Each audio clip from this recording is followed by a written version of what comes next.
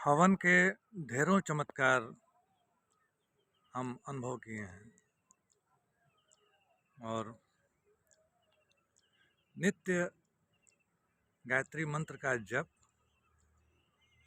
और मंत्र जप का 10वां भाग हवन, यह हमारा स्वभाव का आदत बनता चला गया। बिना जप किए और बिना हवन किए अधूरापन लगता था। और ऐसा भी नहीं है और नहीं था कि बहुत ज़्यादा हमको मंत्रों का ज्ञान हो। अभी भी बहुत से विद्वान लोगों से जब हम मिलते हैं तो अपने हर बात में किसी न किसी श्लोक का, दोहे का, चौपाई का उदाहरण दे करके और उसका अर्थ स्पष्ट करके तब वो समझाते हैं। और हमारे पास इस तरह का ज्ञान नहीं है। लेकिन हम जितना जाने, जो जाने और उस पर चलने का प्रयास किए और उसका अनुभव लिए, क्योंकि हम कितना जान पाएंगे, जितना हम याद कर पाएंगे, जितने हमारे दिमाग की क्षमता होगी वही तो हम स्टोर कर पाएंगे। हम बस यह प्रयास किए कि गायत्री मंत्र हमको याद हो गया था। और एक गुरु जी की हमारी पुस्तक है संक्षिप्त हवन पद्धति, वह हम ले लिए थे और बहुत देर तक बैठ करके हवन नहीं करते, छोटा ही हवन करते। गायत्री मंत्र का जब आहुति देने की जब बारी आती तो उसको बहुत प्रेम से वो आहुति देते, अग्नि को प्रज्वलित करते, सफाई पर विशेष ध्यान देते हुए और हवन करते। तो एक जगह क्या हुआ कि विराट यज्ञीय कार्यक्रम हो रहा था, तो हमारे पिताजी भी साधक व्यक्ति थे और उन्हीं के संस्कार हमारे भीतर थे कि हम भी जो है उन्हीं की तरह, जैसे वो गायत्री मंत्र का जप करते थे वैसे ही हम भी करना शुरू कर दिए। और वो बचपन में जैसे हवन करवाते थे, चूँकि वो अध्यापक भी थे तो ऐसा संस्कार दिए, ऐसे सिखाए। और वह चीज़ शुरू में दबाव में सिखाए, लेकिन बाद में वो चीज़ जो है इंटरेस्ट बनता चला गया, रुचि। बचपन में तो दबाव में ही, बचपन में उतना इंटरेस्ट नहीं था, लेकिन जब बचपना समाप्त हुआ और थोड़ा थोड़ा जब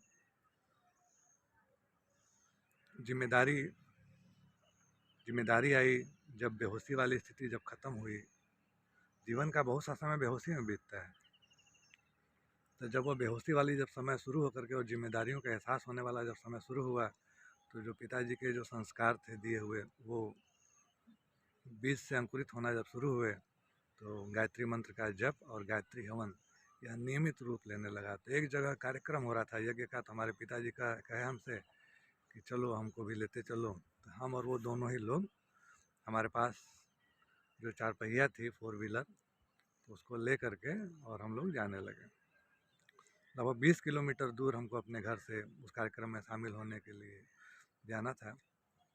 तो 10 किलोमीटर के आसपास चले होंगे। तो सड़क ऊंचाई पे थी और बगल में खाई थी और गंगा नदी बगल में थी। तो एक गाड़ी पलटी हुई नज़र आई हमको, तो अपना स्पीड हम स्लो किए, ज़्यादा भीड़ हमको दिखा नहीं। हम अपने पिताजी से चर्चा किए कि पापा लग रहा है किसी गाड़ी का एक्सीडेंट हो गया है, थोड़ा देख लें क्या। तो पिताजी हमारे बोलते हैं कि अरे एक्सीडेंट पता नहीं कब का हुआ होगा, बहुत पहले का लग रहा है देखने से, कोई होगा नहीं वहाँ पे। तो हम कुछ इन्हीं बातों में थोड़ा आगे निकल गए 500 मीटर। तो फिर हमारे पापा करेंगे अरे चलो जहाँ चलना है वहाँ चलो। तो हम इस तरह से लगभग 1 से 2 किलोमीटर तक आगे आ गए। फिर अचानक क्या हुआ कि हम गाड़ी बैक किए। पापा हमारे बोलते हैं क्या हुआ, हम कहते नहीं, मन नहीं मान रहा है, पहले चलते हैं और देख लेते हैं। तो वापस गाड़ी लेकर के आए और जिस जगह पर गाड़ी का एक्सीडेंट हुआ था, हम वहाँ पर गए। वहाँ पर गए तो हमको एक आदमी मिला, वह अपने सीने पर ऐसे हाथ रख करके वहीं पर और आंख बंद करके और बैठा हुआ था। तो हम गए उस आदमी के पास, तो पूछे भैया एक्सीडेंट हुआ है क्या यहाँ पे गाड़ी का?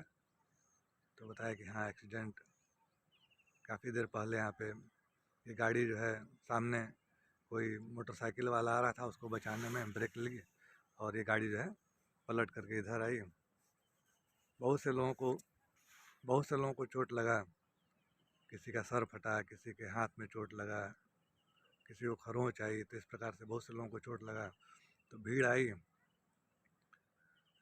और भीड़ जो है सबको उठा उठा करके ऊपर ले गई। चूँकि हमें कोई बाहरी चोट नहीं था और हम थोड़ा ठीक महसूस कर रहे थे, तो लोग सहारा दिए लेकिन हम सहारे को लिए नहीं। लेकिन जब हम चलने का प्रयास किए, वो आदमी हमको बता रहा था, जब हम चलने का प्रयास किए तो अचानक से हमारे सीने में दर्द होने लगा और हमारा दम घुटने लगा और हमको लगा कि हम नहीं चल पाएंगे और हम आवाज़ भी नहीं लगा पाए। इस तरह से धीरे धीरे सारी भीड़ चली गई। तो हम उनको सहारा दिए और सहारा दे करके और धीरे धीरे आहिस्ते आहिस्ते उनको अपनी गाड़ी तक ले आए। गाड़ी तक लाए उनको और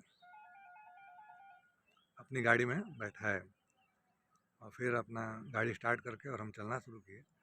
तो हम अपने गाड़ी पे आगे अपने गुरुजी और माताजी का फ़ोटो लगाए हुए थे और उनको माला पहनाए हुए थे, काफ़ी सुसज्जित।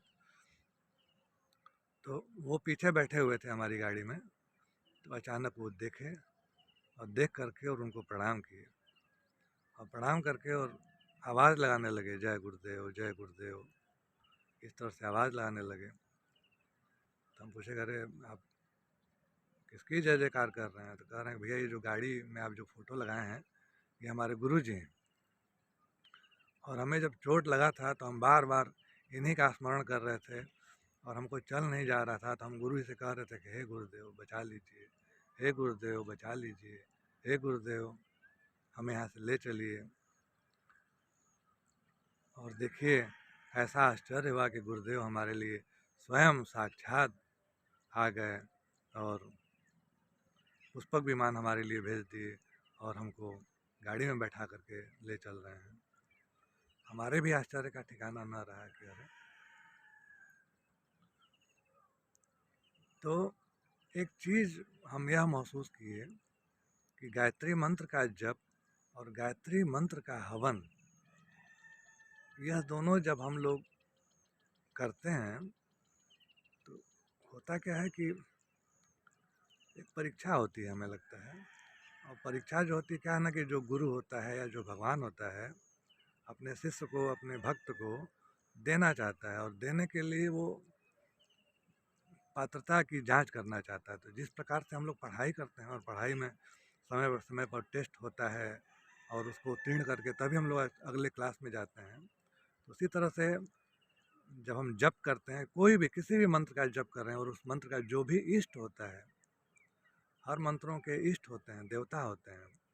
तो जो इष्ट और जो देवता होते हैं वह जो है परीक्षा लेते हैं कि अगले क्लास में जाने के काबिल है कि नहीं है। तो वो जगह जगह हर तरह के क्वेश्चन पेपर बना बना के पूरे रास्ते में रखे रहते हैं। तो वो व्यक्ति लगे चिल्लाने, लगे ज़ोर ज़ोर से बोलने। और देखिए यज्ञ का और हवन का ये रहा कि वो तो गुरुदेव को याद कर रहे थे और गुरुदेव जो हैं, गायत्री माता जो हैं, अगल बगल सभी लोगों को वो जो उनका जो दर्द होगा, उनकी जो संवेदना होगी, उनकी जो आवाज़ होगी, वो सब तक भेजे होंगे। लेकिन संजोग से हमारा कनेक्शन, हमारा नेटवर्क उस समय ज़्यादा तगड़ा रहा होगा और शायद उन्हीं के लिए हम अपने घर से यज्ञ कार्यक्रम में जाने के लिए उस समय पर निकले होंगे, तो समय का भी हेर फेर हो जाता है। तो इस प्रकार से हम यह महसूस किए कि यज्ञीय ऊर्जा में, हवन की ऊर्जा में असीम ताकत है और जो है वो अंदर के सुनने की क्षमता को, अंदर के कैचिंग पावर को वो बढ़ा देती है। तो उनको जो है हम अपनी गाड़ी में बैठा करके और जिस जगह उनको जाना था उस जगह तक उनको छोड़े, और इस प्रकार से उनका भी गुरु जी में श्रद्धा बढ़ा। हम लोग हवन के ऊपर चर्चा किए, गायत्री मंत्र जप के ऊपर चर्चा किए, तो इन सब चीज़ों के ऊपर उनका भी श्रद्धा बढ़ा, उनका भी विश्वास बढ़ा। और हमें ऐसा लगता है कि हम भी यदि हमारे गुरु जी या गायत्री माता कोई परीक्षा लेना चाहे होंगे तो हम भी उसमें सफल हुए होंगे, ऐसा हमें महसूस होता है। और इस तरह से अनेकों हमारे उदाहरण हैं कि कैसे कैसे जब हम हवन करते थे तो हवन करने वाले ही लोग हमसे जुड़ते चले जाते थे। ऐसे बहुत से लोग हमें ढूंढना और खोजना भी शुरू किए कि कोई ऐसा साधक हो जिससे हम अपने घर पे हवन करवाएं, जप करवाएं। ऐसे बहुत से लोग हमसे संपर्क किए और हम इस चीज़ को अपना सौभाग्य माने कि हम लोगों के दुख को कुछ कम कर सकें, लोगों के तकलीफ़ को कुछ कम कर सकें। हमारे अंदर अगर थोड़ी भी ऊर्जा हो तो ये किसी के काम आ सके। तो हवन और गायत्री मंत्र के जप के ताकत को हम कदम कदम पर अनुभव किए हैं और उस रास्ते पर हम चले हैं। और हमें नहीं पता कि हम सफल हैं कि असफल हैं, कि हम आगे बढ़े हैं कि हमारा पतन हुआ है, कि हम और आगे बढ़े होते, क्या हुआ होता है ये नहीं पता। लेकिन हम बचपन से जो श्रद्धा लेकर के चले थे उसको अभी तक, चाहे कितने भी कष्ट आए हों, कितने भी झंझावात आए हों, लेकिन उस श्रद्धा को अभी तक हम बरकरार रखे हुए हैं और अभी तक हम हवन करते चले जा रहे हैं। जो जो पहले हमारा जो संक्षिप्त हवन हुआ करता था, अभी वो हवन 24 घंटे का चल रहा है। एक अखंड अग्नि भी अब स्थापित हो गई है। वीडियो को अंत तक देखने के लिए आपका बहुत बहुत आभार। कल पुनः मिलते हैं एक नए अनुभव के साथ। आपका बहुत बहुत आभार, धन्यवाद।